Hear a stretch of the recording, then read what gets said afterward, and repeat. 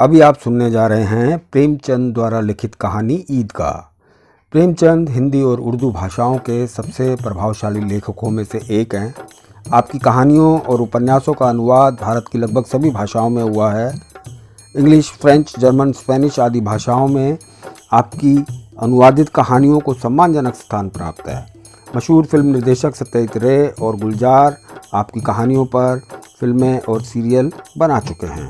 आपसे अनुरोध है, कहानी पसंद आने पर उसे लाइक कीजिए, उसे अपने दोस्तों और परिवार के अन्य सदस्यों के साथ शेयर कीजिए और हमारे चैनल को सब्सक्राइब कर हमारा उत्साह बढ़ाइए। और हाँ, मेरा नाम है मनोज भाटिया। तो चलिए शुरू करते हैं कहानी ईदगाह। रमज़ान के पूरे 30 रोज़ों के बाद आज ईद आई है। कितना मनोहर, कितना सुहावना प्रभात है। वृक्षों पर कुछ अजीब हरियाली है, खेतों में कुछ अजीब रौनक है, आसमान पर कुछ अजीब लालिमा है। आज का सूर्य देखो, कितना प्यारा, कितना शीतल है, मानो संसार को ईद की बधाई दे रहा हो।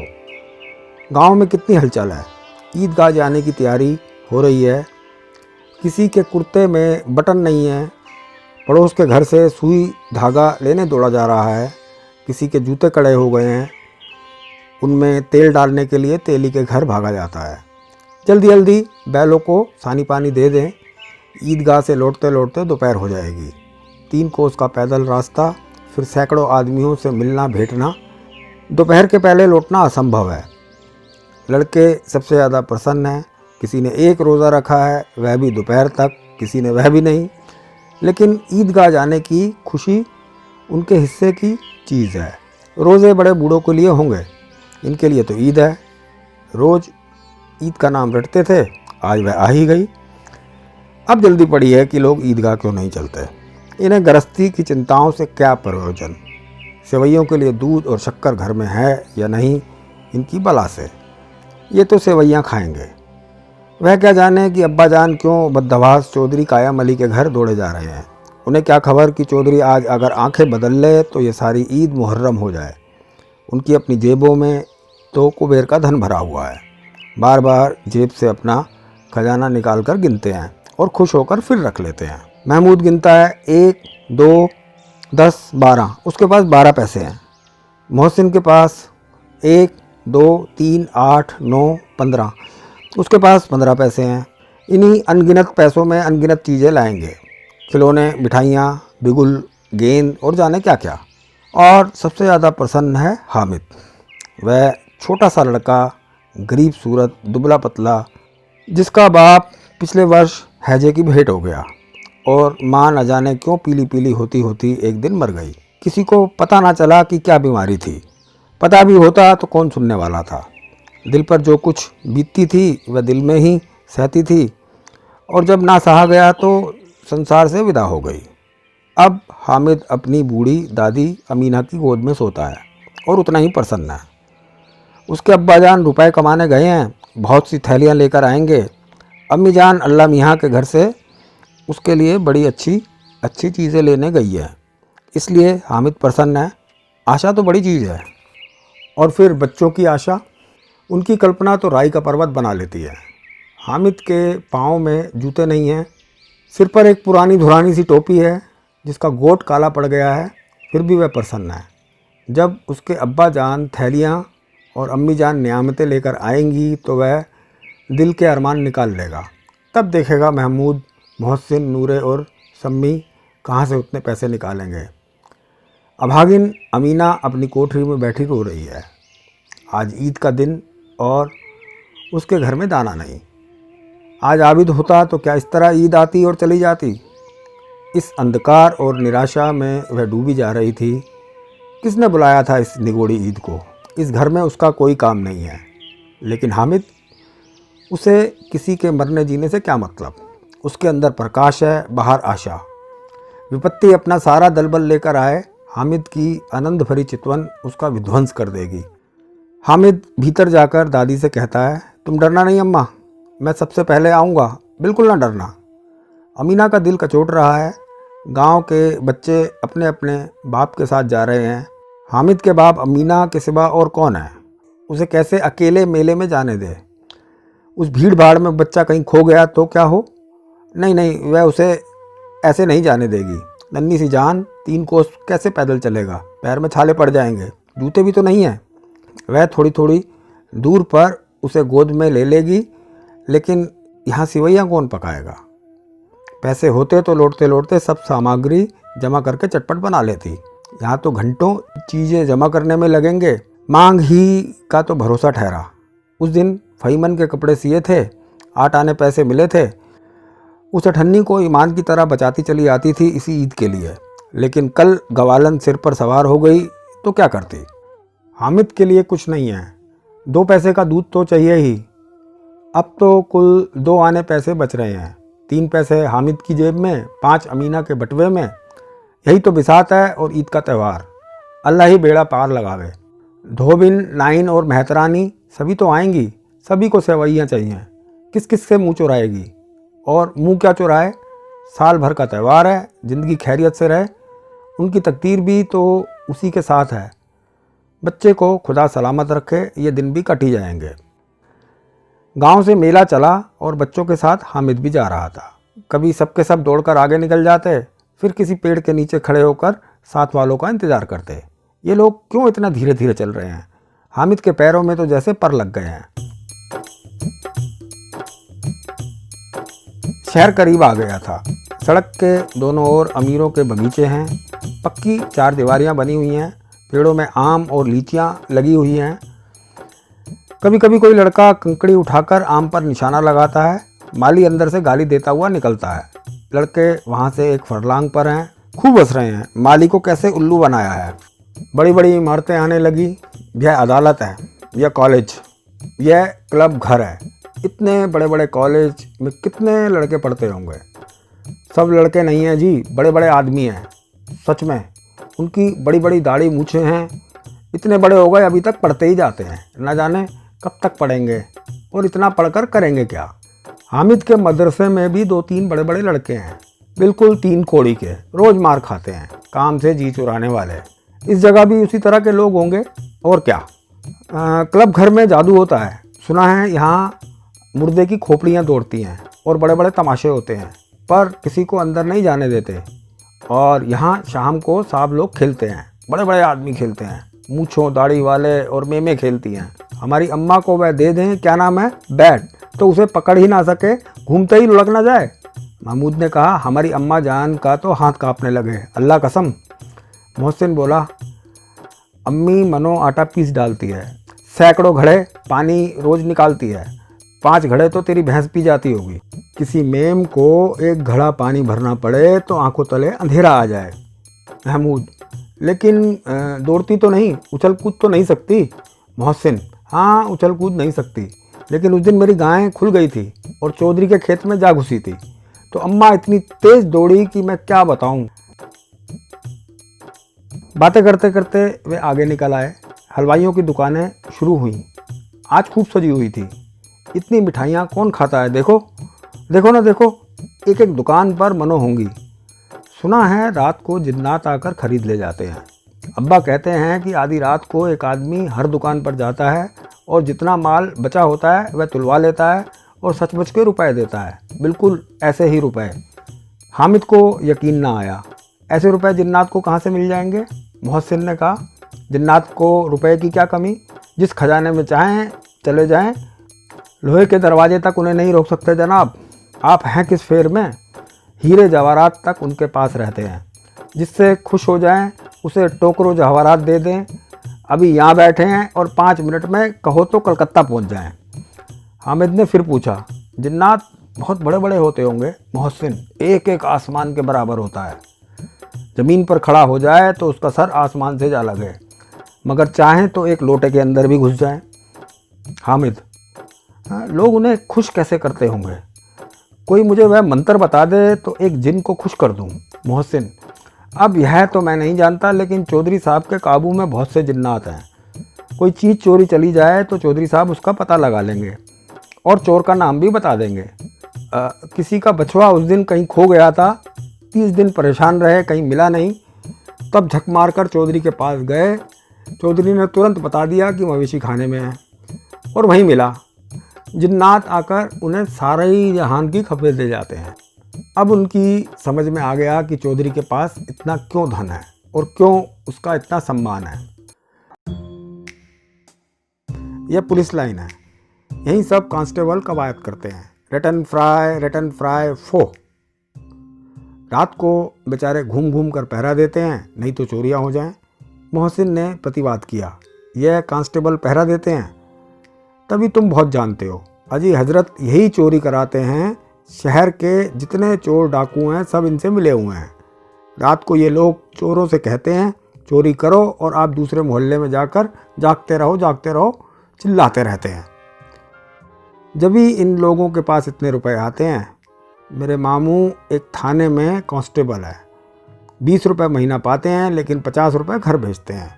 अल्लाह कसम, मैंने एक बार पूछा कि मामू आप इतने रुपए कहाँ से पाते हो? हंसकर कहने लगे बेटा अल्लाह देता है।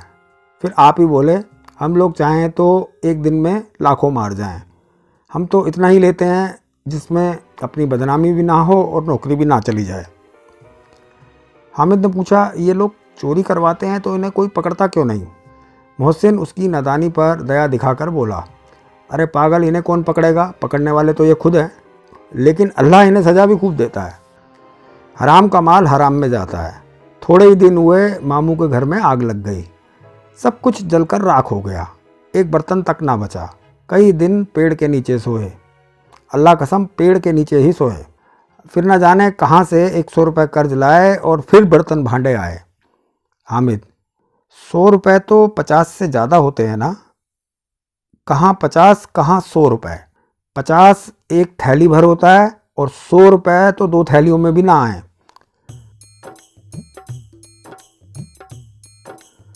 अब बस्ती घनी होने लगी थी, ईदगाह जाने वालों की टोलियां नज़र आने लगी। एक से एक भड़कीले वस्त्र पहने, कोई इक्के तांगे पर सवार, कोई मोटर पर, सभी इत्र में बसे, सभी के दिलों में उमंगे। ग्रामीणों का यह छोटा सा दल अपनी विपन्नता से बेखबर संतोष और धैर्य में मगन चला जा रहा था। बच्चों के लिए नगर की सभी चीज़ें अनोखी थीं, जिस चीज़ की ओर ताकते ताकते ही रह जाते और पीछे से बार बार हॉर्न की आवाज़ होने पर भी ना चेतते। हामिद तो मोटर के नीचे आते आते बचा। सहसा ईदगाह नज़र आया। ऊपर इमली के घने वृक्षों की छाया है, नीचे पक्का फर्श जिस पर जाजिम बिछा हुआ है और रोज़ेदारों की पंक्तियां एक के पीछे एक न जाने कहाँ तक चली गई हैं, पक्के जगत के नीचे तक जहाँ जाजिम भी नहीं है। नए आने वाले आकर पीछे की कतार में खड़े हो जाते हैं, आगे जगह नहीं है। यहाँ कोई धन और पद नहीं देखता, इस्लाम की निगाह में सब बराबर हैं। इन ग्रामीणों ने भी वजू किया और पिछली पंक्ति में खड़े हो गए। कितना सुंदर संचालन है, कितनी सुंदर व्यवस्था। लाखों सिर एक साथ सिजदे में झुक जाते हैं, फिर सब के सब एक साथ खड़े हो जाते हैं, एक साथ झुकते हैं और एक साथ घुटनों के बल बैठ जाते हैं। कई बार यही क्रिया होती है, जैसे बिजली की लाखों बत्तियां एक साथ प्रदीप्त हों और एक साथ बुझ जाएं, और यही क्रम चलता रहे।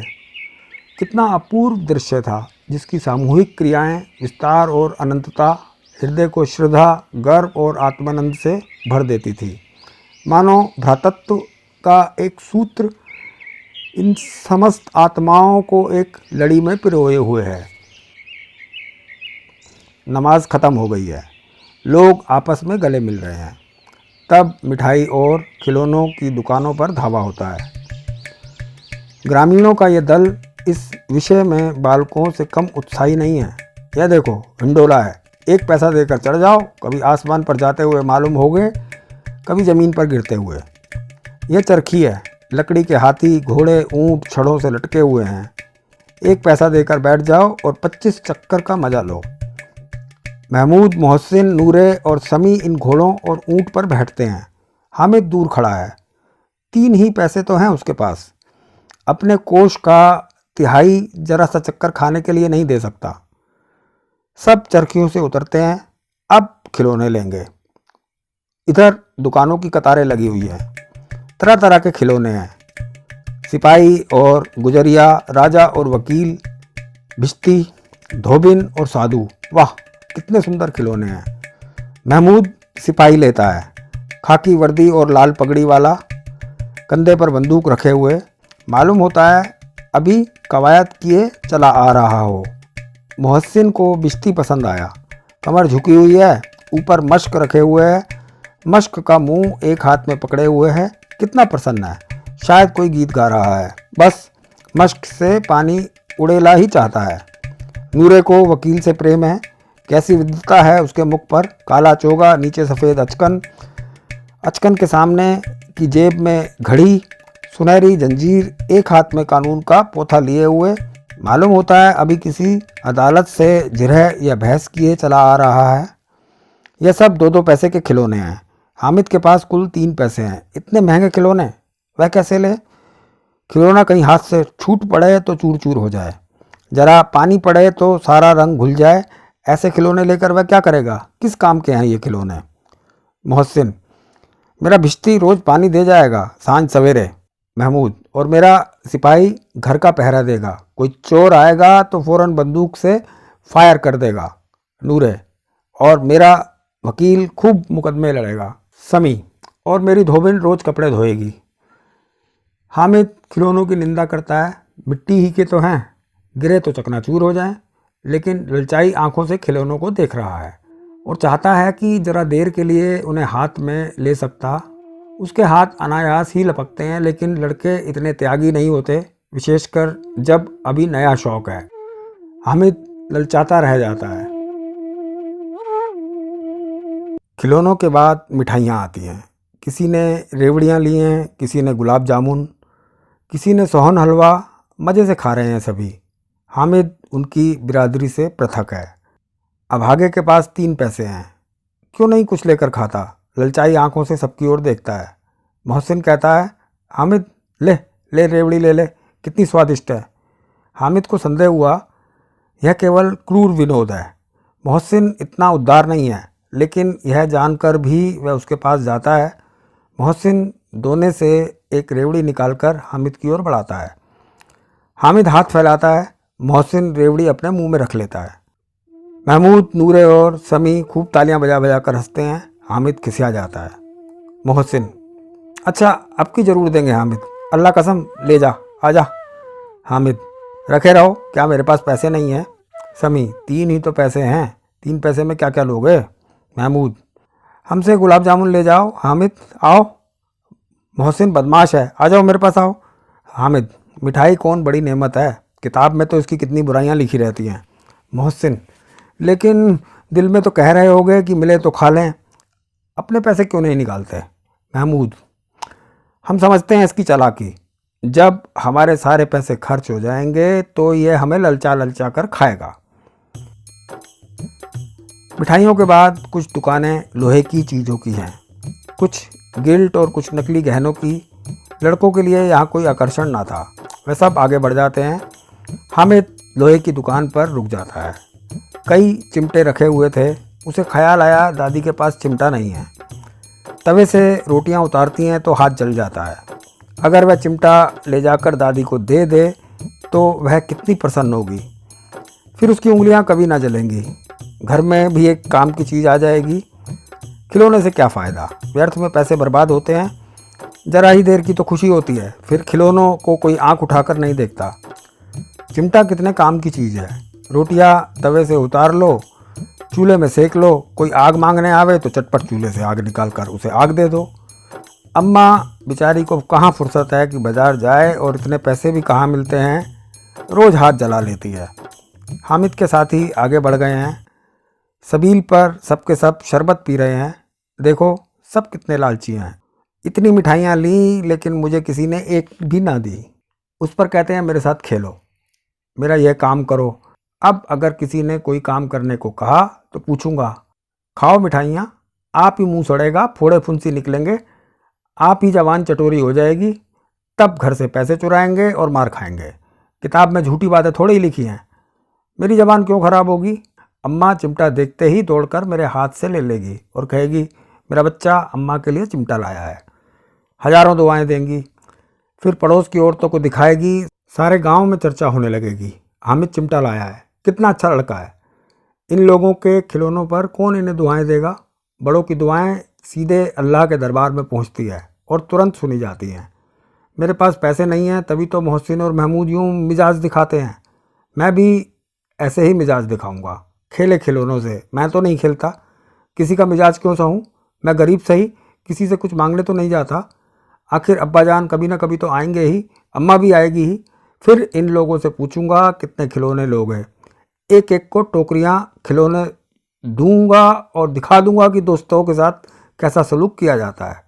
यह नहीं कि एक पैसे की रेवड़ियाँ ले ली और चिढ़ा चिढ़ा कर खाने लगे।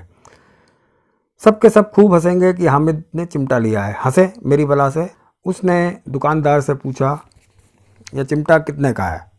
दुकानदार ने उसकी ओर देखा और कोई आदमी साथ न देखकर, यह तुम्हारे काम की नहीं है, बिकाऊ है या नहीं? बिकाऊ क्यों नहीं है और यहाँ क्यों लाद कर लाए हैं? तो बताते क्यों नहीं कितने पैसे का है? 6 पैसे का। लोगे? हामिद का दिल बैठ गया। ठीक ठीक बताओ। ठीक ठीक 5 पैसे लगेंगे, लेना हो तो लो, नहीं तो चलते बनो। हामिद ने कलेजा मजबूत कर कर कहा, 3 पैसे लोगे? यह कहता हुआ वह आगे बढ़ गया कि दुकानदार की घुड़कियाँ ना सुने। लेकिन दुकानदार ने घुड़कियाँ नहीं दी, बुलाकर चिमटा दे दिया। हामिद ने इस तरह कंधे पर रखा मानो बंदूक है और शान से अकड़ता हुआ संगियों के पास आया। जरा सुने सब के सब क्या क्या आलोचनाएं करते हैं। मोहसिन ने हंसकर कहा, यह चिमटा क्यों लाए पगले? इसका क्या करेगा? हामिद ने चिमटे को ज़मीन पर पटक कर कहा, जरा अपना भिश्ती ज़मीन पर गिरा दो, सारी पसलियाँ चूर चूर हो जाएंगी बच्चे की। महमूद बोला, तो यह चिमटा है, कोई खिलौना थोड़ी है। हामिद, खिलौना क्यों नहीं? अभी कंधे पर रखो तो बंदूक हो गई, हाथ में लिया तो फ़कीरों का चिमटा हो गया। चाहूँ तो इससे मजीरे का काम ले सकता हूँ। एक चिमटा जमा दूँ तो तुम लोगों के सारे खिलौनों की जान निकल जाए। तुम्हारे खिलौने कितना ही जोर लगाएं, वे मेरे चिमटे का बाल बांका भी नहीं कर सकते। मेरा बहादुर शेर है यह चिमटा। समी ने खंजरी ली थी, प्रभावित होकर बोला, मेरी खंजरी से बदलोगे? 2 आने की है। हामिद ने खंजरी की ओर उपेक्षा से देखा। मेरा चिमटा चाहे तो तुम्हारी खंजरी का पेट फाड़ डाले, बस एक चमड़े की झिल्ली लगा ली, ढप ढप ढप ढप ढप ढप करने लगी, जरा सा पानी लग गया तो ख़त्म हो जाए। मेरा बहादुर चिमटा आग में, पानी में, तूफान में बराबर डटा खड़ा रहेगा। चिमटे ने सभी को मोहित कर दिया। लेकिन अब पैसे किसके पास धरे हैं? फिर मेले से दूर निकल आए हैं। 9 कब के बज गए। तेज धूप हो रही थी, घर पहुंचने की जल्दी हो रही थी। बाप से जिद भी करें तो चिमटा नहीं मिल सकता। हामिद है बड़ा चालाक, इसलिए बदमाश ने अपने पैसे बचा कर रखे थे। अब बालकों के 2 दल हो गए हैं, मोहसिन, महमूद, समी और नूरे एक तरफ और हामिद अकेला दूसरी तरफ। शास्त्रार्थ हो रहा है। समी तो विधर्मी हो गया, दूसरे पक्ष से जा मिला। लेकिन मोहसिन, महमूद और नूरे भी हामिद के आघातों से आतंकित हो उठे हैं। उसके पास न्याय का बल है और नीति की शक्ति। एक और मिट्टी है, दूसरी ओर लोहा, जो इस वक्त अपने को फौलाद कह रहा है। वह अजय है, घातक है। अगर कोई शेर आ जाए तो मियाँ भिश्ती के छक्के छूट जाएं। मियाँ सिपाही मिट्टी के बंदूक छोड़कर भागें। वकील साहब की नानी मर जाए, चोगे में मुंह छिपाकर ज़मीन पर लेट जाएं। मगर यह चिमटा, यह बहादुर, यह रुस्तमे हिंद लपक कर शेर की गर्दन पर सवार हो जाएगा और उसकी आंखें निकाल लेगा।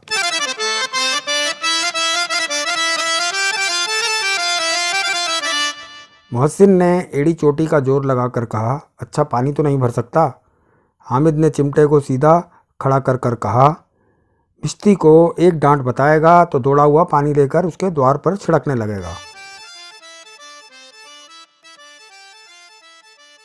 मोहसिन परास्त हो गया, पर महमूद ने कुमक पहुंचाई, अगर बच्चा पकड़े जाएं तो अदालत में बंधे बंधे फिरेंगे, तब तो वकील साहब के ही पैरों पड़ेंगे। हामिद इस प्रबल तर्क का जवाब ना दे सका। उसने पूछा, हमें पकड़ने कौन आएगा? नूरे ने अकड़ कर कहा, यह सिपाही बंदूक वाला। हामिद ने मुंह चिढ़ाकर कहा, यह बेचारे हम बहादुर रुस्तमे हिंद को पकड़ेंगे? अच्छा लाओ, अभी ज़रा कुश्ती हो जाए, इसकी सूरत देखकर दूर से भागेंगे, पकड़ेंगे क्या बेचारे। मोहसिन को एक नई चोट सूझ गई। तुम्हारे चिमटे का मुंह रोज़ आग में जलेगा। उसने समझा था हामिद लाजवाब हो जाएगा, लेकिन यह बात हुई। हामिद ने तुरंत जवाब दिया, आग में बहादुरी कूदते हैं जनाब। तुम्हारे ये वकील, सिपाही और भिश्ती डर कर घर में घुस जाएंगे। आग में कूदना वह काम है जो यह रुस्तम हिंद ही कर सकता है। महमूद ने एक जोर लगाया, वकील साहब कुर्सी मेज पर बैठेंगे, तुम्हारा चिमटा तो बावर्ची खाने में ज़मीन पर खड़ा रहेगा। इस तर्क ने समी को और नूरे को भी सजीव कर दिया। कितने ठिकाने की बात कही है पट्टे ने। चिमटा बावर्ची खाने में पड़े रहने के सिवा और कर ही क्या सकता है। हामिद को कोई फड़कता हुआ जवाब न सूझा तो उसने धांधली शुरू की, मेरा चिमटा बावर्ची खाने में नहीं रहेगा। वकील साहब कुर्सी पर बैठेंगे तो जाकर उन्हें ज़मीन पर पटक देगा और उनका कानून उनके पेट में डाल देगा। बात कुछ बनी नहीं, खासी गाली गलौज थी, लेकिन कानून को पेट में डालने वाली बात छा गई। ऐसी छा गई कि तीनों सूरमा मुँह ताकते रह गए, मानो कोई धलेचा कनकोआ किसी गंडे वाले कनकोए को काट गया हो। कानून मुंह से बाहर निकलने वाली चीज़ है, उसको पेट के अंदर डाल दिया जावे बेतुकी सी बात होने पर भी कुछ नयापन रखती है। हामिद ने मैदान मार लिया, उसका चिमटा रुस्तम हिंद है। अब इसमें मोहसिन, महमूद, नूरे किसी को भी कोई आपत्ति नहीं हो सकती। विजेता को हारने वालों से जो सत्कार मिलना स्वाभाविक है वह हामिद को भी मिला। औरों ने 3-3, 4-4 आने पैसे खर्च किए पर कोई काम की चीज़ ना ले सके। हामिद ने 3 पैसे में रंग जमा लिया। सच ही तो है, खिलौनों का क्या भरोसा, टूट फूट जाएंगे। हामिद का चिमटा बना रहेगा बस। सिंधी की शर्त तय होने लगी। मोहसिन ने कहा, जरा अपना चिमटा दो, हम भी देखें, तुम हमारा बिश्ती लेकर देखो। महमूद और नूरे ने भी अपने अपने खिलौने पेश किए। हामिद को इन शर्तों के मानने में कोई आपत्ति ना थी। चिमटा बारी बारी से सबके हाथ में गया और उनके खिलौने बारी बारी से हामिद के हाथ में आए। कितने खूबसूरत खिलौने हैं। हामिद ने हारने वालों के आंसू पोंछे, मैं तुम्हें चिढ़ा रहा था, सच यह लोहे का चिमटा भला इन खिलौनों की क्या बराबरी करेगा। लेकिन मोहसिन की पार्टी को इस दिलासे से संतोष नहीं होता। चिमटे का सिक्का खूब बैठ गया है, चिपका हुआ टिकट अब पानी से नहीं छूट रहा है। मोहसिन, लेकिन इन खिलौनों के लिए हमें कोई दुआ तो ना देगा। महमूद, दुआ को लिए फिरते हो, उल्टा मार ना पड़े। अम्मा ज़रूर कहेगी कि मेले में मिट्टी के खिलौने तुम्हें मिले। हामिद को स्वीकार करना पड़ा कि खिलौनों को देखकर किसी की माँ इतनी खुश ना होगी जितनी दादी चिमटे को देखकर होगी। 3 पैसों ही में तो उसे सब कुछ करना था और उन पैसों के इस उपयोग पर पछतावे की बिल्कुल ज़रूरत ना थी। फिर अब तो चिमटा रुस्तम हिंद है और सभी खिलौनों का बादशाह। रास्ते में महमूद को भूख लगी, उसके बाप ने केले खाने को दिए। महमूद ने केवल हामिद को साझी बनाया, उसके अन्य मित्र मुंह ताकते रह गए। यह उस चिमटे का प्रसाद था। 11 बजे सारे गांव में हलचल मच गई। मेले वाले आ गए। मोहसिन की छोटी बहन ने दौड़कर भिश्ती उसके हाथ से छीन लिया और मारे खुशी के जो उछली तो मियाँ भिश्ती नीचे आ रहे और परलोक से धार गए। इस पर भाई बहन में मारपीट हुई, दोनों खूब रोए। उनकी अम्मी यह शोर सुनकर बिगड़ी और दोनों को ऊपर से 2-2 चांटे और लगाए। मियाँ नूरे के वकील का अंत इससे ज़्यादा गौरवमय हुआ। वकील साहब ज़मीन पर या ताक पर तो नहीं बैठ सकता, उसकी मर्यादा का विचार तो करना ही होगा। दीवार में 2 खूंटियाँ गाड़ी गई, उन पर लकड़ी का एक पटरा रखा गया, पटरे पर कागज़ का कालीन बिछाया गया। वकील साहब राजा भोज की भांति सिंहासन पर विराजे। नूरे ने उन्हें पंखा झलना शुरू किया। अदालतों में खस की टटियाँ और बिजली के पंखे रहते हैं, क्या यहाँ मामूली पंखा भी ना हो? कानून की गर्मी दिमाग पर चढ़ जाएगी कि नहीं? बांस का पंखा आया और नूरे हवा करने लगे। मालूम नहीं पंखे की हवा से या पंखे की चोट से वकील साहब स्वर्ग लोक से मृत्यु लोक में जा पहुँचे और उनका माटी का चोला माटी में मिल गया। फिर बड़े ज़ोर शोर से मातम हुआ और वकील साहब की अस्थि धूरे पर डाल दी गई। अब रहा महमूद का सिपाही, उसे चटपट गांव का पहरा देने का चार्ज मिल गया। लेकिन पुलिस का सिपाही कोई साधारण व्यक्ति तो था नहीं जो अपने पैरों चले, वह पालकी पर चलेगा। एक टोकरी आई, उसमें कुछ लाल रंग के फटे पुराने चीथड़े बिछाए गए जिसमें सिपाही साहब आराम से लेटे। नूरे ने ये टोकरी उठाई और अपने द्वार का चक्कर लगाने लगे। उनके दोनों छोटे भाई सिपाही की तरफ से छोने वाले जागते रहो पुकारते चलते थे, मगर रात तो अंधेरी ही होनी चाहिए। महमूद को ठोकर लग जाती है, टोकरी उसके हाथ से छूटकर गिर पड़ती है और मियाँ सिपाही अपनी बंदूक लिए ज़मीन पर आ जाते हैं और उनकी एक टांग में विकार आ जाता है। महमूद को आज ज्ञात हुआ कि वह अच्छा डॉक्टर है। उसको ऐसा मरहम मिल गया है जिससे वह टूटी टांग को आनन फानन में जोड़ सकते हैं। केवल गुलर का दूध चाहिए, गुलर का दूध आता है, टांग जोड़ दी जाती है, लेकिन सिपाही को जो ही खड़ा किया जाता है टांग जवाब दे जाती है। शल्य क्रिया असफल हुई तब उसकी दूसरी टांग भी तोड़ दी जाती है। अब कम से कम एक जगह आराम से बैठ तो सकता है। एक टांग से ना तो चल सकता था ना बैठ सकता था। अब वह सिपाही सन्यासी हो गया है, अपनी जगह पर बैठा बैठा पहरा देता है, कभी कभी देवता भी बन जाता है। उसके सिर पर झालरदार साफा खुरच दिया गया है। अब उसका जितना रूपांतर चाहो कर सकते हो। कभी कभी तो उससे बाट का काम भी लिया जाता है। अब मियाँ हामिद का हाल सुनिए। अमीना उसकी आवाज़ सुनते ही दौड़ी और उसे गोद में उठाकर प्यार करने लगी।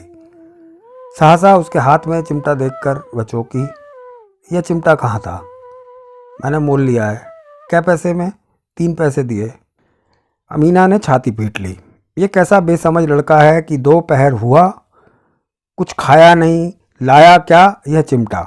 सारे मेले में तुझे और कोई चीज़ ना मिली जो यह लोहे का चिमटा उठा लाया? हामिद ने अपराधी भाव से कहा, तुम्हारी उंगलियां तवे से जल जाती थी इसलिए मैंने इसे ले लिया।